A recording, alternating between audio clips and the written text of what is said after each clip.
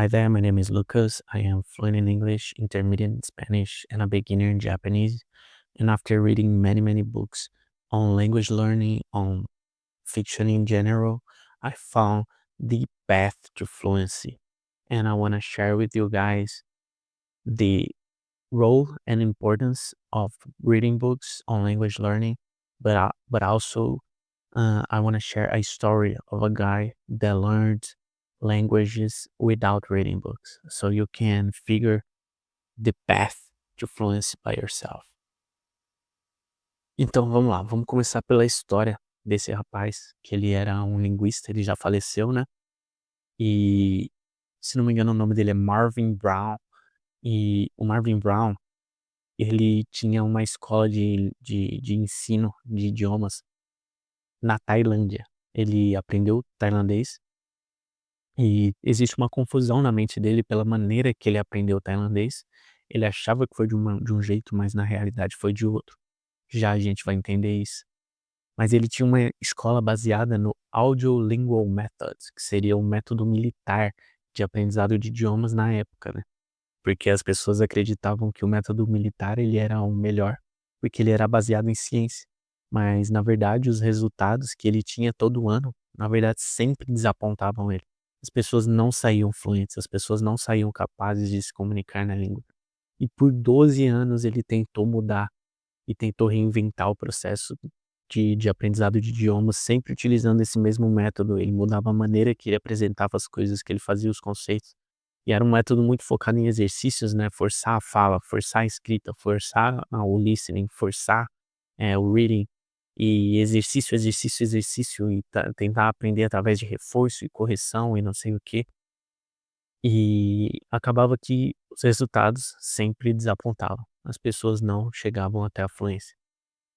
E ele pensava na cabeça dele, mas eu aprendi através desse método. O que ele não entendia era que, enquanto ele aprendia através desse método, ele também participava de outras situações no dia dele que eram mais propícias ao aprendizado de idiomas. Então, por mais que ele participasse do aprendizado através do método militar, ele também estava no bar bebendo, conversando com pessoas todos o santo dia, né? Que eu acho que é até interessante. O cara bebia muito, o cara saía muito, e o que resultava era que ele era forçado a conversar com pessoas em tailandês o tempo inteiro.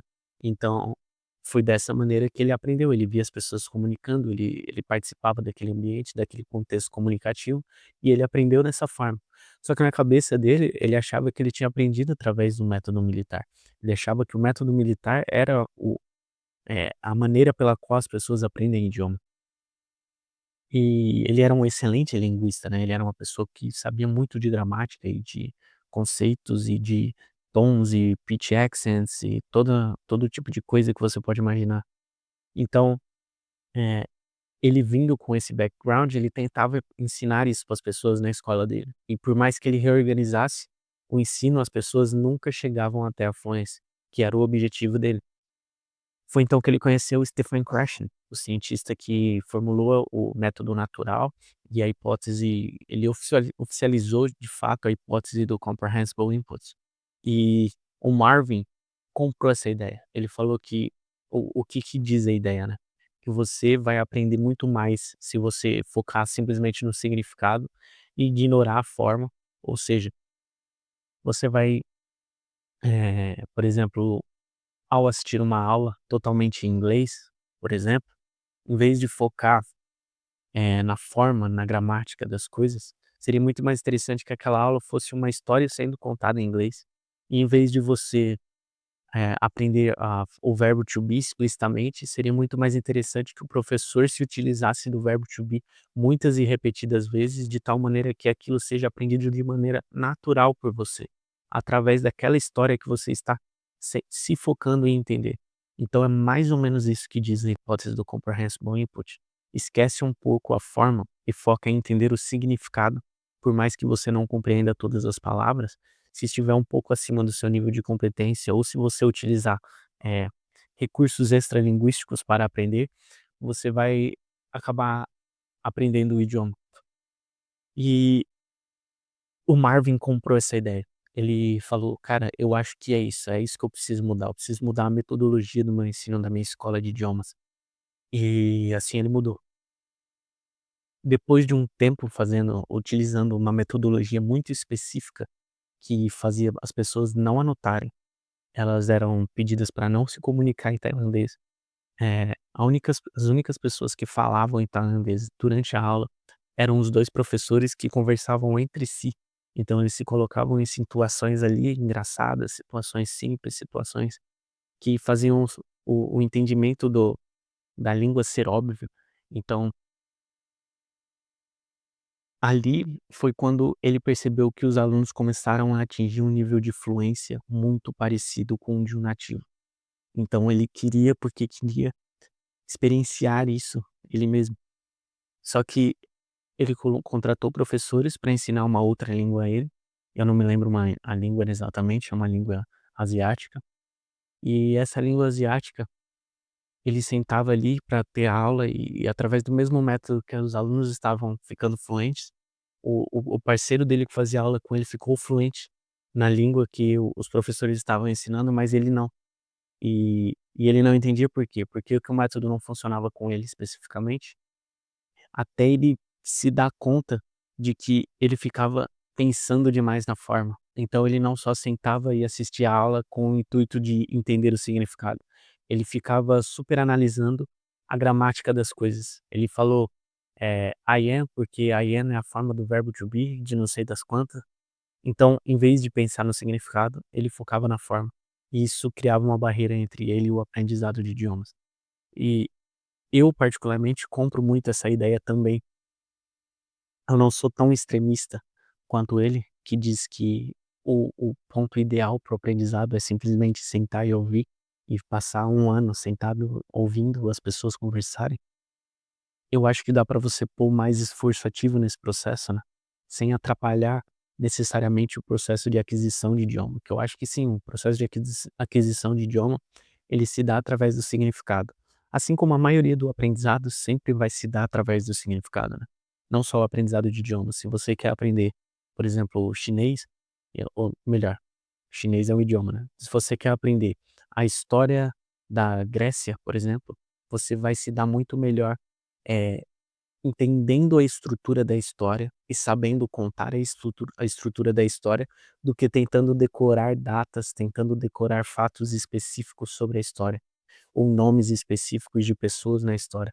Você vai decorar muito melhor se você conseguir explicar aquele momento da história e por que daquele momento ser daquele jeito, o que as pessoas faziam naquele momento. Então, os nomes, as datas vão se encaixar nesse framework gigantesco da história. Então você está focando no significado, você não está focando tanto na forma. E eu acho que a maioria do aprendizado se dá melhor dessa maneira. Só que existe sim maneira de pôr esforço ativo e acelerar, né, o seu aprendizado, na minha opinião. E onde que entram os livros nessa história, né, porque a gente falou sobre uma coisa que aparentemente não tem nada a ver com livros, mas a gente vai chegar lá. Se você se propõe a ler muito, o que vai acontecer? Você vai entrar em contato com o idioma, principalmente se você se propõe a ler em inglês, certo? Você vai começar com livros mais fáceis e infantis, você vai se propor a ler no idioma. Só que se você não está passando pelo processo de aprender a escutar no idioma, ou já passou pelo processo de aprender a escutar no idioma, o que vai acontecer é que você vai criar uma série de adivinhações de palavras ou de pronúncias dentro da sua cabeça. Então a palavra think, talvez você leia como think, think, pior ainda, think. Ou a palavra thought, você leia como thought, thought, ou algo totalmente fora da realidade. Então o que que vai acontecer? Você vai formar uma estrutura engessada da maneira incorreta dentro da sua cabeça. E quando você ouvir uma pessoa nativa falando aquela mesma palavra, você vai ser incapaz de deduzir o significado dela, ou de compreender aquela palavra, porque você tem uma formação incorreta daquela palavra dentro da sua cabeça. Então, se você não está passando por algo próximo do que a história do Martin nos explica, ou seja, focar em simplesmente ver e ouvir, as coisas acontecendo naquele idioma e focar somente na leitura, você vai quebrar o seu sistema mental do idioma, o que é muito ruim. E a solução para isso, que eu acho que ler é significativamente eh, ler é talvez uma das maneiras mais eficientes de aprender o idioma, mas ao mesmo tempo pode ser a coisa que vai quebrar o seu idioma. Então, a maneira correta de ler, na minha visão, é se utilizando de audiobooks, porque audiobooks vão ao mesmo tempo que te ensinar várias coisas do mundo, ou seja, a literatura é o quê? É uma pessoa que tem uma visão do mundo muito interessante e ela coloca aquela visão de mundo dela em formato de história para que você experiencie, não só aprenda fatos, mas viva aquela história junto com aquele autor e aquelas ideias de mundo daquele autor se tornem parte das suas ideias, pelo menos momentaneamente, enquanto você vive aquela história. E o audiobook vai fazer você passar por essa expansão de mundo, né, principalmente se você tiver o livro junto e você conseguir ler o livro em conjunto com a audição do audiobook. Então, o que que vai acontecer? Você vai passar por esse processo, mas você não vai quebrar a língua, porque você está ouvindo a pronúncia correta das palavras. Você não está adivinhando. E outra coisa que eu acho muito importante também, ler muito. As pessoas negligenciam a importância da leitura no aprendizado de idiomas. Como o Marvin negligencia no método dele, ele fala que ler não é importante, e o Stephen Krashen já não, ele acha que ler é essencial. Então existe um conflito entre essas 2 ideias, e eu acho que existe um meio termo entre essas 2 ideias, que é ler sim é muito importante, mas ler sem ouvir, eh, pode ser danoso. Então, depois de ler muitos livros em inglês, o que aconteceu? Meu sistema mental da língua deu uma quebrada, não tanto, porque eu sempre ouvi muito na língua também, né, eu passei por fases, né, passava por fases que eu ouvia muito, passava por fases que eu lia muito. O que aconteceu foi que uma balanceou a outra, e no final eu aprendi um inglês majoritariamente correto, só que mesmo assim ainda tinha coisas quebradas, padrões quebrados dentro da minha cabeça. E o que que eu tive que fazer? Parar de ler por um tempo. Eu fui obrigado a parar de ler por um tempo.